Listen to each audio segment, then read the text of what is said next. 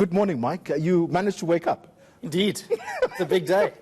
Talk to us about some of these tough questions that CR, as some may refer to him now, is facing in Parliament. Well, you mentioned that he's become the target, Koli, and very much so.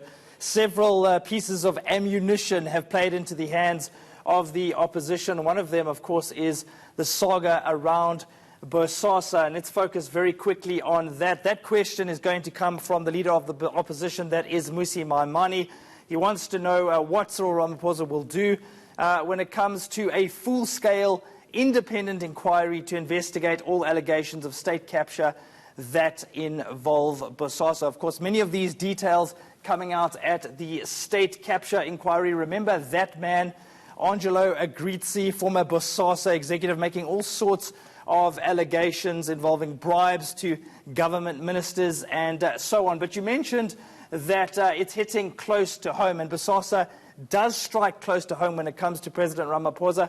The public protector finding that he violated the Constitution when he answered a question in this same parliament about Bosasa. And so, Mmusi Maimane effectively issuing a challenge to the president saying, are you prepared to deal with corruption allegations even when they touch you, the president, and your family? By the way, Koli, Cyril Ramaphosa has taken the public protector's report on judicial review. So he has challenged the claims that have come out of that report. But it doesn't stop there. You mentioned CR17 in your intro as well. Julius Malema, the leader of the EFF, is set to ask a question about that, saying, show me the money, Mr. President. And this is interesting. He is actually focusing on some of the people involved in the fundraising behind the campaign. He also wants to know about the funders who the president may have met at certain dinners in the lead-up, of course, to his election as the ANC president. We know quite a bit about the funders. That, of course, came out in a report by the Sunday Independent a couple of weeks ago, Koli. But I imagine that this man may actually be in the EFF's sights. Perhaps this is really the target man. We know that the EFF wants Pravin Gordhan to step down. We also know that he played a role in the fundraising campaign for Cyril Ramaphosa.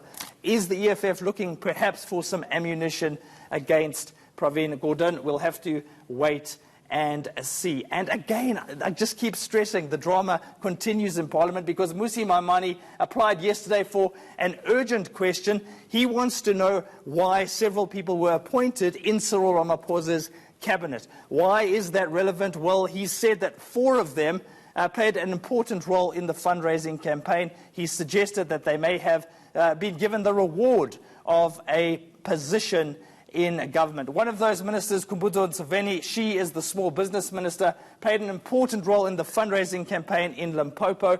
Fikile Mbalula also allegedly campaigned for Ramaphosa and received money to mobilize branches. He's the transport minister.